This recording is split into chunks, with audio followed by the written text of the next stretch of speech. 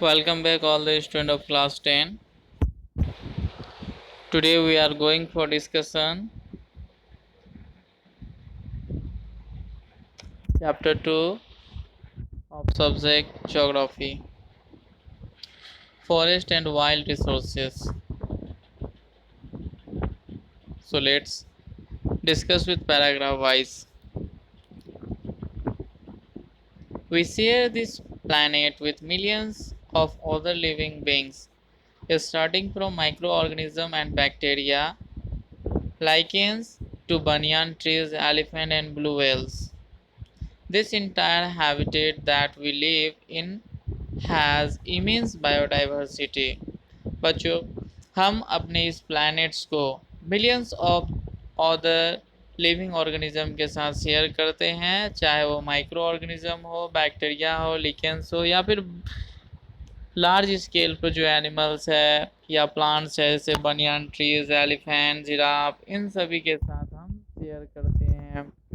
बच्चों, इस पूरे वर्ल्ड में अगर हम देखें तो जितने भी हैबिटेट है, that means natural living place in which where the particular animals live, वहाँ पे अलग अलग तरह के बायोडाइवर्सिटी पाए जाते हैं, यानी कि लिविंग ऑर्गेनिज्म के डिफरेंट स्पीसीज पाए जाते हैं। ठीक है, और एक ही स्पीसीज में डिफरेंट वैरायटी भी पाए जाते हैं।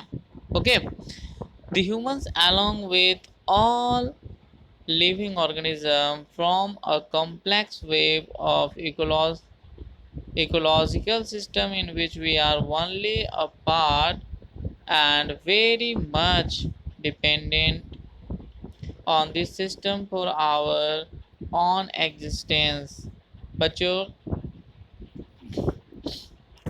हम भी हम ह्यूमन बींग्स भी इन्हीं लिविंग ऑर्गेनिज्म के साथ, ठीक है, काफ़ी जटिलता के साथ जुड़े हुए हैं।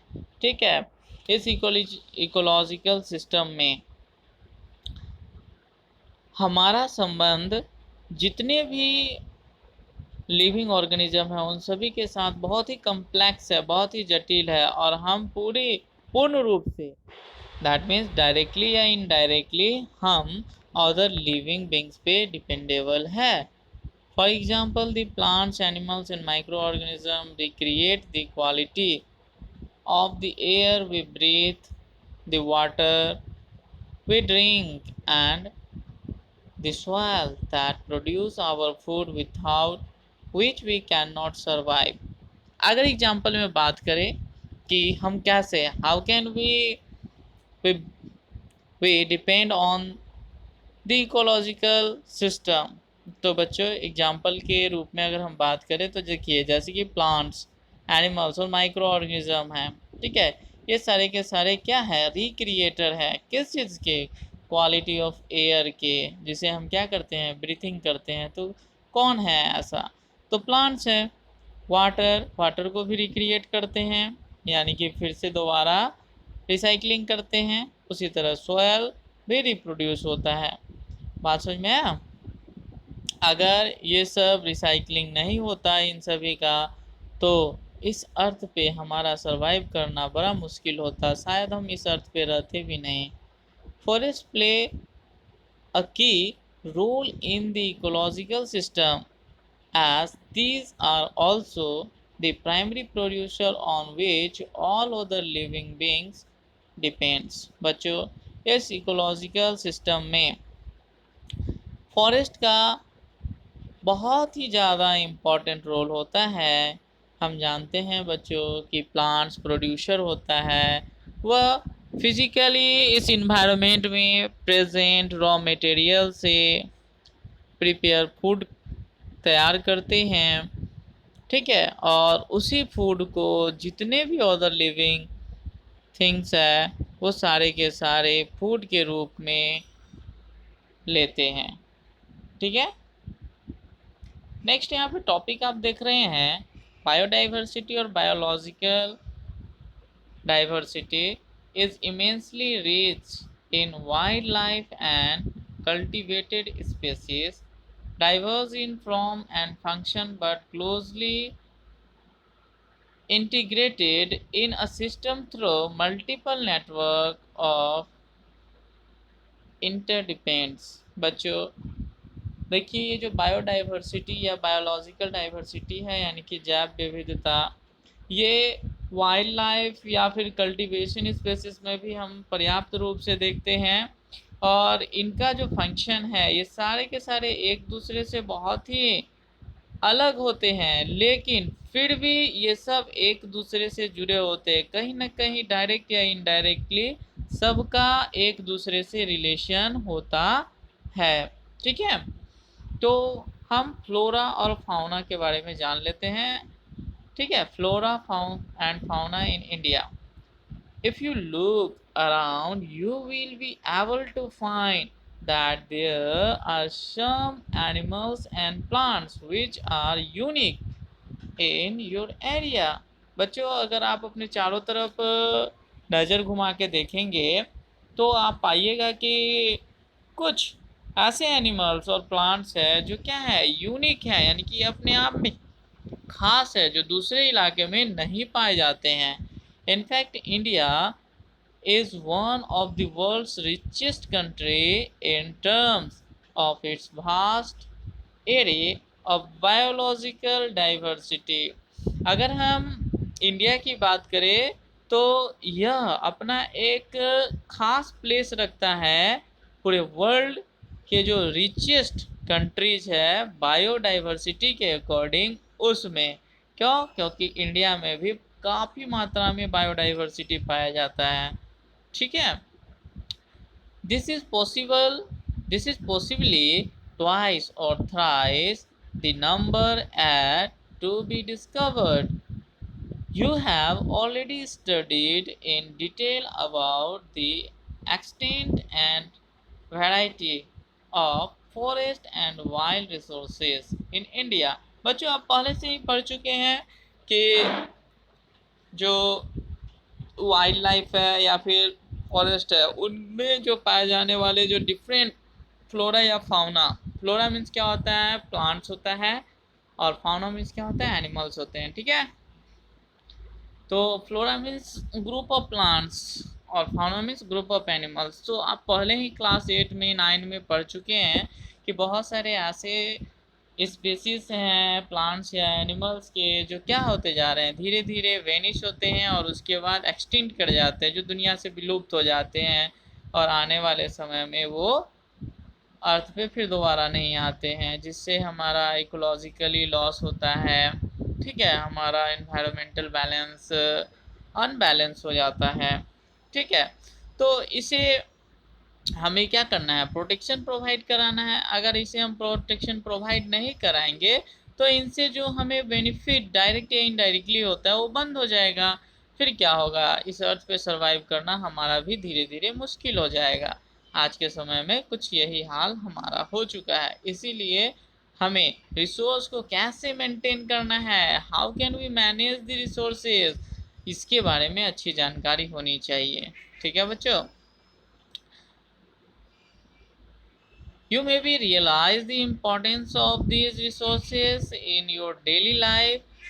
These diverse flora and fauna are so well integrated in your daily life that we take these for granted, but literally they are under great stress, mainly due to insensitivity of our environment। बच्चों, हम day to day life में जो resources का use करते हैं वो direct या indirectly हमें या तो प्लांट से मिलता है या तो एनिमल से मिलता है ना। तो मान लीजिए कि अगर उन रिसोर्सेज का हम मैक्सिमम मात्रा में कंज्यूम कर जाए तो उन प्लांट्स और एनिमल्स के ऊपर एक तरह का बर्डन बढ़ेगा, प्रेशर बढ़ेगा। ठीक है, किस चीज़ के लिए, प्रोडक्शन के लिए। ठीक है, हमें जिस चीज़ की ज़रूरत है वो हमें उससे चाहिए और कम मिलेगा तो हम क्या करेंगे, उसको थ्रीटेंड करेंगे। तो इससे क्या होगा, वो धीरे धीरे बीमार पड़ेंगे, मर जाएंगे, वेनिश हो जाएंगे। ठीक है, तो हमें क्या करना है, हमें यह करना है कि जो डेली लाइफ में हम रिसोर्सेज का यूज करते हैं, बस हम अपने नीड के अकॉर्डिंग ही कोशिश करें कि जितनी ज़रूरत है उतना ही हम इसे क्या कर पाएँ, यूज कर पाएँ, है ना। अगर हम मैक्सिमम करते हैं तो आने वाले समय में ये हमें भी नहीं मिलेगा। आप मार्केट में ही देख लीजिए, बहुत सारा ऐसा सामान है जिसका जैसे ही डिमांड बढ़ता है वो धीरे धीरे क्या होते हैं, मार्केट से विलुप्त हो जाते हैं, उसका क्राइसिस हो जाता है। ठीक इसी तरह हमारे रिसोर्स के साथ भी होता है, जिस रिसोर्स का डिमांड बढ़ता है वह धीरे धीरे धीरे धीरे मार्केट से वैनिश हो जाता है, एक्सटिंक्ट हो जाता है। इसीलिए बच्चों हमें क्या करना है, एनवायरनमेंट का मैनेजमेंट करना सीखना है, और साथ ही साथ ध्यान रखना है कि how can we use our resources and save our resources. Okay, next है एक्टिविटी है बच्चों, यहाँ पे find out stories prevalent in your region which are about the harmonious relationship between human beings and nature. बच्चों आपको एक story का पता लगाना है अपने रीजन, अपने क्षेत्र में, जिसमें किस प्रकार से मनुष्य और नेचर शांतिपूर्ण ढंग से जीवन जीते हैं, मनुष्य पेड़ पौधों को प्रोटेक्शन प्रोवाइड कराते हैं, इस संबंध में। ठीक है, some estimates suggest that at least 10% of India's recorded wild flora, ठीक है, and 20% of its mammal are on threated list. Many of these world know be categorized as critical, that is on the verge of extinction, like the cheetah, pink-headed dog, mountain quail, forest spotted owl, and plants like madhuka, incense, a wild variety of mahua, and Huvardia heptaneuron, a species of grass.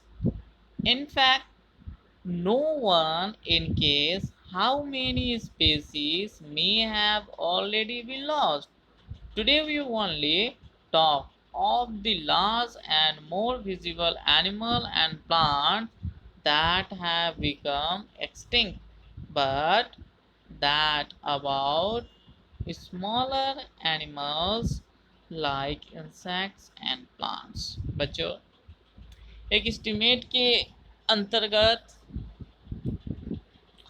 ठीक है, एक list तैयार हुआ है जिसमें 10% जो India Bharat का जो वाइल्ड फ्लोरा है वो, और साथ ही साथ 20% जो मैमल्स हैं इंडिया, वो अंडर थ्रेटेड लिस्ट में चले गए हैं। दैट मीन्स उनका इतना अत्यधिक रिसोर्स प्रोडक्शन के लिए यूज हो रहा है, ठीक है, जिस वजह से वो अंडर ट्रीटेड है, यानी कि इन पे इतना प्रेशर है कि इनकी संख्या अब धीरे धीरे विलुप्त हो रही है, ये वैनिश होते जा रहे हैं। ठीक है,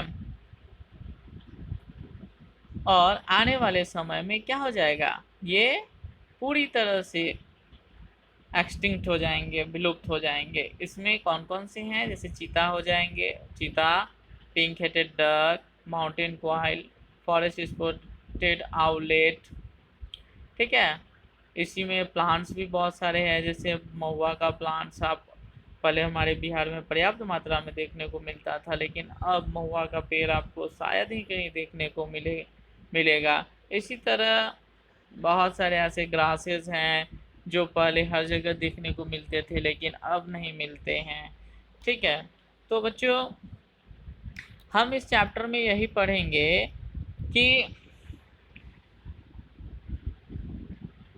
पहले से ही हमारे यहाँ बहुत सारे जो नेचुरल स्पेसीज हैं वो तो वैनिश हो ही गए हैं, लेकिन अब जो अंडर ट्रीटेड है, ठीक है, जिनकी संख्या दिन प्रतिदिन घटती जा रही है, जो वैनिश होते जा रहे हैं, उसे हमें कैसे बचाना है, इस बात पे हमें ध्यान देना है। और हम बड़े पैमाने पर, ठीक है, चाहे वो विजुअल और बड़े पैमाने पर जो एनिमल्स और प्लांट्स हैं, उन सभी को हम कैसे मैनेज करेंगे, कैसे प्रोटेक्शन प्रोवाइड करेंगे, ताकि वो हमारे बीच रहे, हमारे इस अर्थ पे जीवित रहे और हमारे लाइफ को सही तरीके से जीने में जो उनका इम्पोर्टेंस रोल है वो अपना निभाए। इसके लिए हम पर्याप्त मात्रा में इस चैप्टर में जानेंगे बाद कि हम कैसे इसे मैनेज कर सकते हैं। ठीक है बच्चों, तो इस चैप्टर में जब हम नेक्स्ट वीडियो में पढ़ेंगे